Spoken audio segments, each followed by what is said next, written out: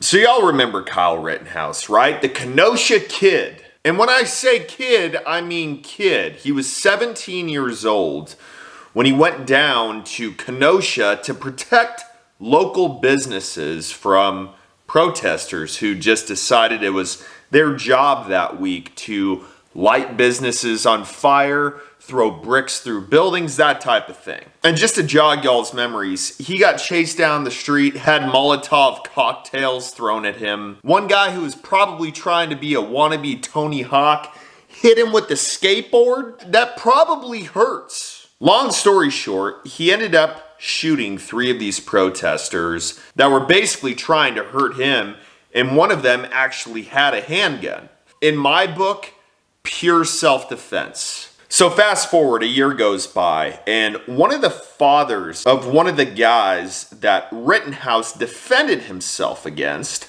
is suing the Kenosha police for not doing enough to stop Kyle Rittenhouse. So this is the father of Anthony Huber, and if y'all remember, Anthony Huber was the guy who hit him with the skateboard. To me, that's deadly force. You get hit in the head or the temple with one of those wheels, there's a good chance you're going down and not coming back if he knows how to swing it hard enough. But here's the thing.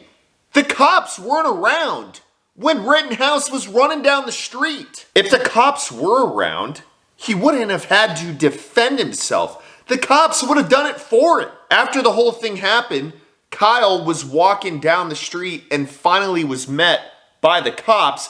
He put his hands up. That's why they didn't shoot him.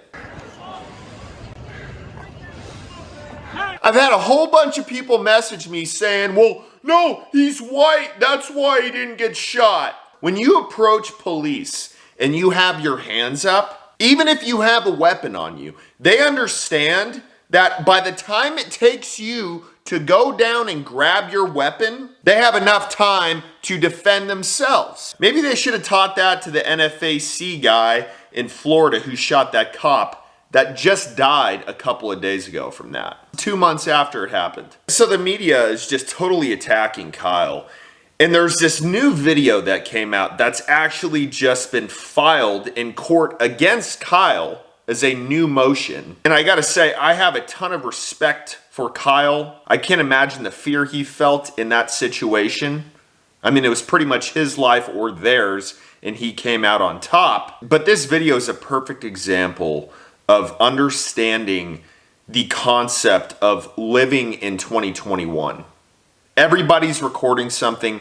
Everybody's got a phone. There are security cameras everywhere. You have to always assess your surroundings. And a lot of times, it's somebody who you know. They're taking a Snapchat, they're FaceTiming some girl they like. So this is the video that I can say is probably not gonna be good at all for Kyle in court. It looks like one of them has a weapon. She hung up.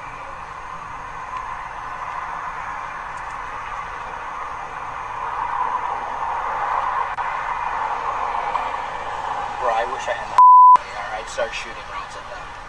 So basically what happened is there was a bunch of looters in a CVS. That's normal nowadays, apparently. And Kyle was sitting there with a buddy, and his buddy was filming this. And Kyle said what he said there, which once again is never a good thing to say on any type of video, live chat, really anything that could be recording you. Common sense, but he probably didn't know his buddy was recording it. How do you think this video surfaced into court? This wasn't on a security camera, this wasn't on a street light, none of that. Most likely what happened is whoever was recording this video, probably one of his buddies, turned on Kyle and sold that video to probably a news company or gave it to the prosecution. There would have been no other way that this video was randomly found. So now what's gonna happen is they're gonna take this to court and they're gonna say, well, you know, Kyle was already thinking about shooting people. He said that he wanted to fire rounds into people at a store. I still believe Kyle was well within his rights of self-defense,